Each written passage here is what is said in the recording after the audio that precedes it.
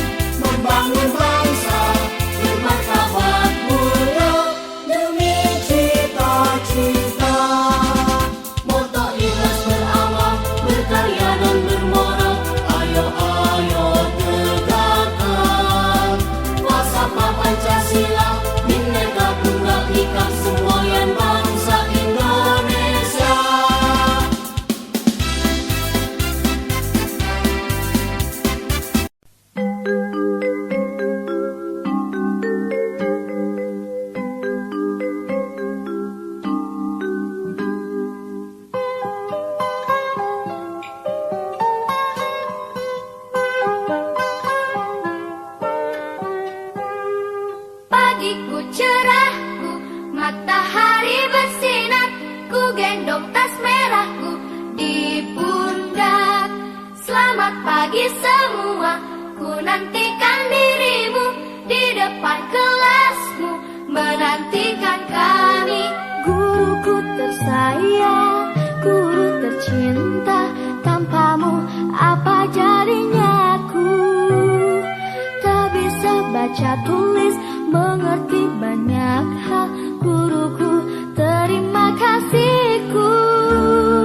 Nyatanya diriku kadang buatmu marah, namun segala maaf kau berikan.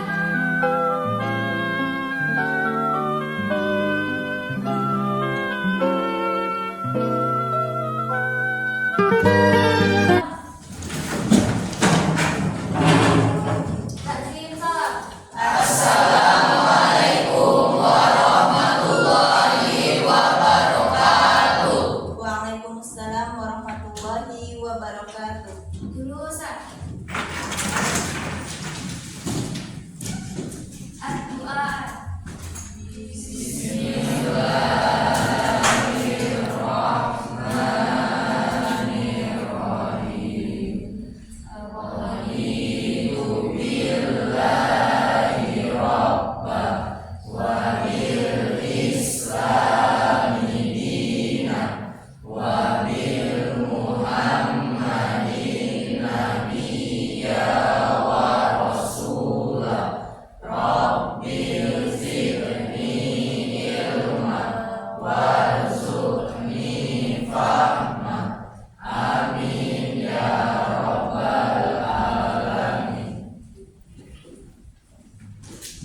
Oke, gimana kabarnya semuanya?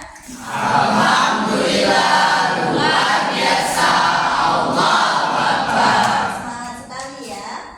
Untuk hari ini siapa yang tidak masuk? Kenzo ya. Kenzo apa keterangannya? Sakit. Ada lagi? Siapa? Surya. Apa keterangannya Surya? Oke. Cuman 2 orang ya yang nggak masuk. Oke. Berarti kita doain yang tidak masuk segera sembuh dari sakitnya ya teman-teman. banget. Nah, untuk pagi hari ini kita akan melanjutkan pembelajaran kita tentang sejarah kebudayaan Islam, materinya dinasti Abbasiyah. Proses berdirinya dinasti Abbasiyah atau Daulah Abbasiyah. Oke, sebelum kita melanjutkan materi kita tentang berdirinya dinasti Abbasiyah, Ibu akan tanyakan kembali materi sebelumnya. Ada yang masih ingat kita membahas apa di minggu kemarin? Keruntuhan Bani Umayyah atau keruntuhan dinasti Umayyah. Ada yang masih ingat kenapa Daulah Umayyah atau Bani Umayyah runtuh? Ayo, ada yang masih ingat? Boleh angkat tangannya? Boleh, silakan. Kenapa? Khalifahnya banyak yang berfoya-foya. Ada lagi? Boleh, gimana? Karena ajarannya banyak yang melenceng dari ajaran umat Islam. Ajaran yang dilakukan oleh Daulah Umayyah banyak yang melenceng dari ajaran agama Islam. Yang dari belakang tadi ada yang tunjuk tangan, boleh? Siapa? Udah berdiri dong. Siapa namanya? Zizi. Gimana Zizi? Jawabanmu apa? Karena adanya bani lain atau kelompok lain yang ingin menguasai khalifah Islam. Oke, tepuk tangan dong untuk Nah, jadi ada beberapa faktor keruntuhan Bani Umayyah. Di antaranya karena kekhalifahannya masih banyak yang berfoya-foya dan ajaran yang mereka lakukan banyak melenceng. Yang terutama adalah mereka masih menggalakkan perjudian, ya kan, perzinahan, kemudian berfoya-foya, adanya perebutan kekuasaan di kalangan istana sehingga membuat mereka lemah dari dalam. Ya, ada daulah pemerintahan kekhalifahan Islam lain yang ingin menguasai, makanya mudah untuk mereka menerobos. Itulah adanya Bani yang lain ingin menghancurkan Daulah Umayyah. Itu juga merupakan salah satu faktor kenapa berdirinya Daulah Abbasiyah. Nanti di dalam pembelajaran Ibu akan menjelaskan sedikit tentang bagaimana sih proses berdirinya Daulah Abbasiyah, yang nanti kalian juga akan menyaksikan video. Jadi kalian bisa memperhatikan nanti bagaimana sih proses berdirinya Daulah Abbasiyah, kemudian faktornya apa saja, kemudian tokoh-tokohnya siapa saja. Setelah kita menonton film, kita akan membagi kelompok menjadi 3 kelompok saja, yang nantinya Ibu akan membagikan lembar LKPD juga ke kalian setiap kelompok, yang di dalamnya juga sudah disajikan gambar-gambar dan materi pembelajaran. Ya, untuk setiap kelompoknya itu tugasnya berbeda, pertanyaan berbeda yang harus kalian jawab berdasarkan hasil diskusi kelompok. Nanti setelah diskusi kalian akan mempresentasikan hasil diskusinya. Boleh nanti setiap kelompok mengutus 1 perwakilan untuk ke depan melakukan presentasi. Sampai di sini paham? Paham. Tujuan pembelajaran kita saat ini adalah kalian pembelajaran kita sukses apabila kalian sudah mampu menjelaskan kembali materi yang sudah kita pelajari bersama. Yang pertama itu kalian mampu menyebutkan apa sih latar belakang dari berdirinya Daulah Abbasiyah. Nah, kalau kalian sudah mampu menjelaskan berarti kalian sudah paham. Nah, kemudian yang kedua tujuannya adalah supaya kalian bisa menyebutkan tokoh-tokoh yang berperan dalam proses berdirinya Daulah Abbasiyah. Jadi tujuan pembelajaran kita hari ini ada 2 poin penting. Nah, ketika kalian sudah mampu menjelaskan ke depan, nanti bisa ditunjukkan dengan presentasi di depan. Kalian menjelaskan setiap detailnya, setiap pembahasannya, berarti kalian sudah berhasil dalam memahami materi pembelajaran kita kali ini. Nah, sekarang sebelum kita menonton film, kita bagi kelompok dulu menjadi 3 kelompok. Kelompok 1 itu sebelah kanan Ibu ya. Sebelah kanan Ibu nanti boleh susun mejanya ke sebelah kanan. Kemudian kelompok 2 di depan ibu mengambil posisi mejanya ke belakang. Kemudian kelompok 3 sebelah kiri ibu, silakan susun mejanya ke sebelah kiri. Sudah paham sampai di sini? Paham. Silakan kalian putar mejanya bagi duduk per kelompok. Silakan.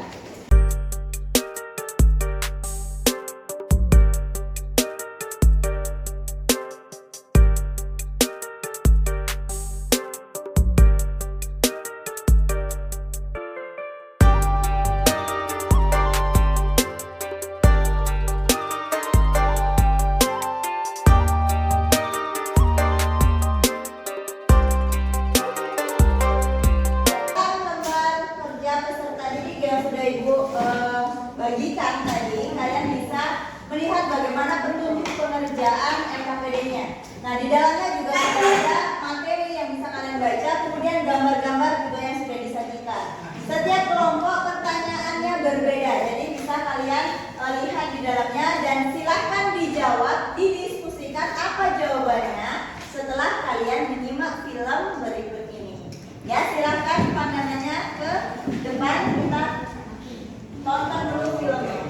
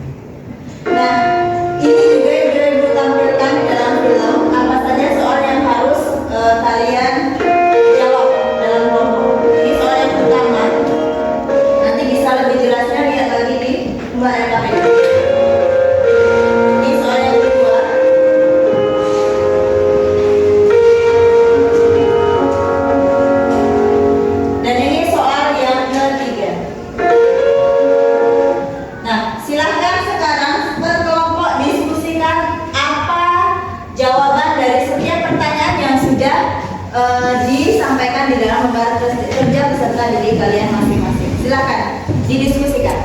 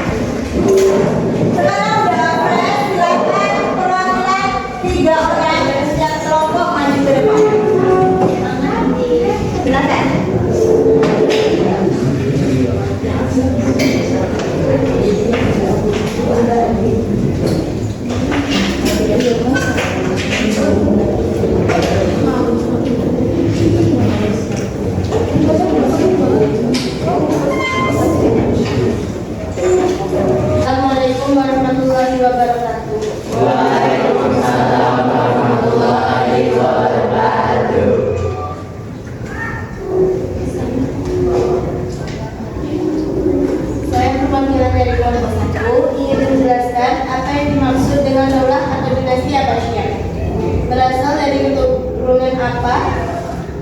Daulah Abbasiyah, juga dikenal sebagai dinasti Abbasiyah, adalah sebuah dinasti pemerintah Islam yang memerintah wilayah-wilayah besar di dunia Muslim dari tahun 750 Masehi.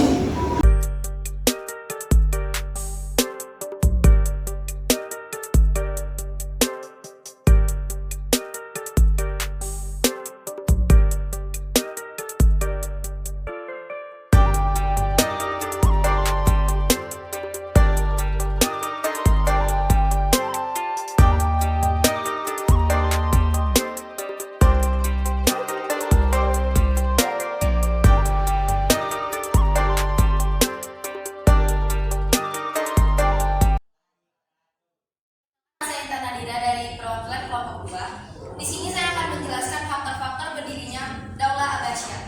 Daulah Abbasiyah adalah sebuah dinasti khalifah Islam yang berdiri pada tahun 750 Masehi dan berakhir pada tahun 1258 Masehi.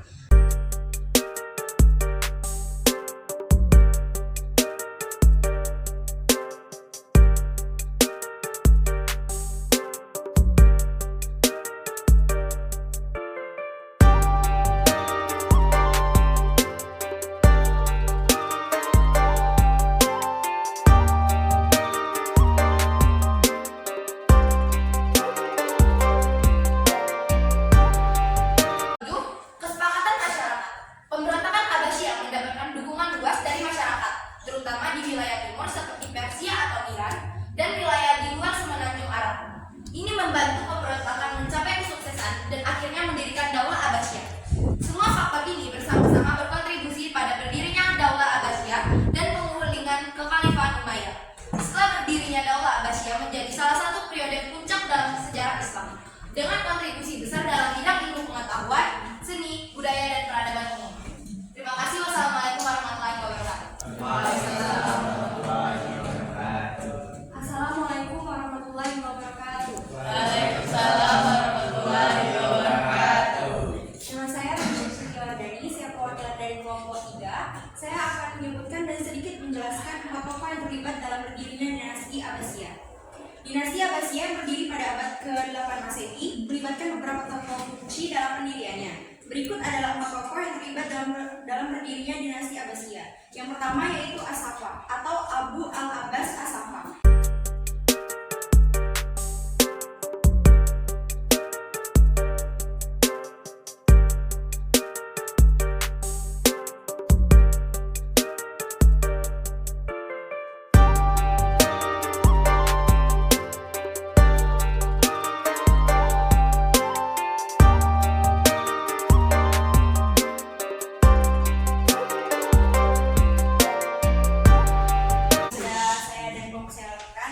Wassalamualaikum warahmatullahi wabarakatuh.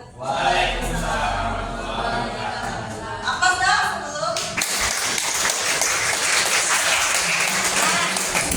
presentasi sudah, sekarang adalah sesi tanya jawab. Siapa yang mau bertanya? Wow, banyak ya. Oke, dari kelompok 1 dulu. Siapa yang mau bertanya silakan berdiri. Mau bertanya ke kelompok siapa? Sebagai perwakilan kelompok 1 ingin bertanya pada kelompok 3. Pertanyaannya, mengapa mesti ada tokoh kunci dalam berdirinya Daulah Abbasiyah? Nah, itu pertanyaan untuk kelompok 3. Silahkan dijawab. Kelompok 3 yang mana ya? Oke, silahkan dijawab. Kelompok 3, siapa yang menjawab?